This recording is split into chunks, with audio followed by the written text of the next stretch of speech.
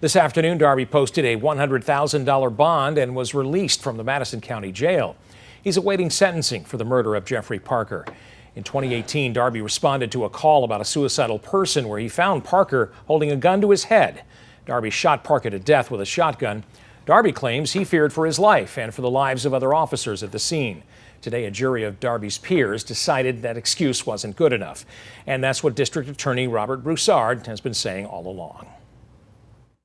There was zero hostility or aggression by Mr. Parker when the officers arrived. And the first officer there, Officer Pegues, she was what you would hope would show up to your house because she was trying to help this man. Darby faces up to 20 years, from 20 years to life in prison.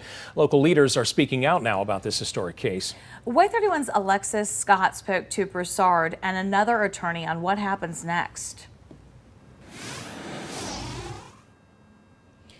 A historic case is exactly what folks are calling this Darby verdict. Broussard and Huntsville lawyer Mark McDaniel say this should have never happened, but justice was served today. The effects of this case, this verdict will reverberate not only in this city, in this state, but this entire nation. Every shooting now will be looked at. Mark McDaniel is a Huntsville attorney, and he told me Friday's end to a fairly quick trial should show us one thing. Nobody is above the law. The issue in Officer Darby's case was, did he shoot Parker with reasonable evidence that he would bring harm to those involved? And from the body camera footage shown in court and the jurors deliberating for 2 hours, that answer was no. There's a blindfolded lady holding a set of scales, and that's what we pursue.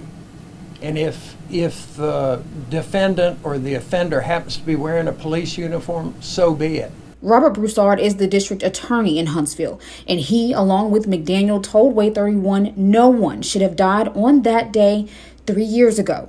They say there are good people in the world who just make bad or questionable decisions, and it's always unfortunate when someone dies at the hand of someone else when a better option could have sufficed. Jeffrey Parker he was just a regular guy who was maybe not on top of the world at the time. Broussard says he hopes the family can start their healing process after the years-long process of getting this trial together. And McDaniel says this is yet another push for mental health advocates needing to be embedded in law enforcement agencies right now. Mr. Parker would be alive. Mr. Darby would never go to trial. We would not be here today if we'd have had that.